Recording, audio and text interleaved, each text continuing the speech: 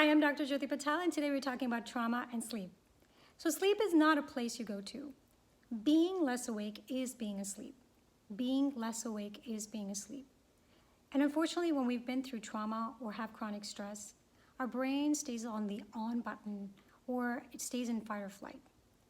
Our body's flooded with norepinephrine and epinephrine. We're unable to turn off that hyperarousal. That interferes with our ability to fall asleep, but it also interferes with our ability to stay asleep.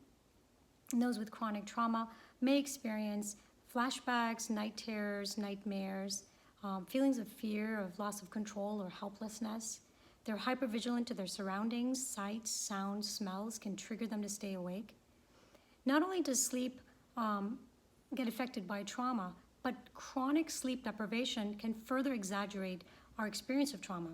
So studies show that when we're sleep deprived, there's a disconnect between the thinking logical brain, called the prefrontal cortex, that shuts down the stress centers. So when there's a disconnect, you're chronically in that stress center.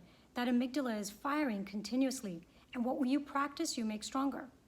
So during the day, you're hypervigilant. At night, you're sleep deprived. Causes the amygdala to stay on, which makes you more fragile, more emotionally vulnerable. You become more triggered by negative experiences. But also what's more interesting is it shuts down your ability to experience positive experiences. So even if you have good people around you, you have a great support system, you're doing all these things for self-care, you're meditating, you're doing yoga, but if you don't sleep well, you're not going to get the positive benefits from that activity until you work on your sleep. And we also know through studies that during the dream state called REM, rapid eye movement, the brain actually takes the stress centers offline. So it's like you're working on your car and you turn off your engine so you can pop the hood and see what's wrong. The brain does the same thing. During dream sleep, it turns off the autonomic nervous system, the sympathetic drivers, turns off the flood of norepinephrine into the bloodstream so that you can pop the hood and take a look at all your emotional memories. It can sort, process, throw out. It can put it into context with old information. It can come to terms with that emotional activity that you had during the day. So having dream sleep is actually helpful in overcoming trauma. What also is interesting is they found that when people have suffered trauma, let's say a natural disaster, if they work on sleep in the first 24 hours of that trauma, they're less likely to develop post-traumatic stress. So it's so important to make sure that we work on sleep if we're dealing with trauma. So for those who have had a traumatic event, it's really important to work through that trauma with a specialist, having a safe place where they can deal with their emotions, a supportive environment where they can feel comfortable, allowing themselves to be mindful about staying in the present moment with kindness and compassion, working through some of those cognitive, emotional, and physical symptoms from the trauma, and also incorporating self-care. And this may include mindfulness, meditation, yoga, practicing exercise and nutrition, loving others, having relationships with yourself and with the people that you care about.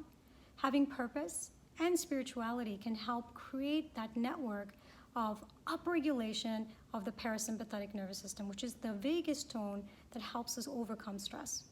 So it's making us more resilient when we create this world of positive things. It's also important to have good sleep hygiene. What does that mean?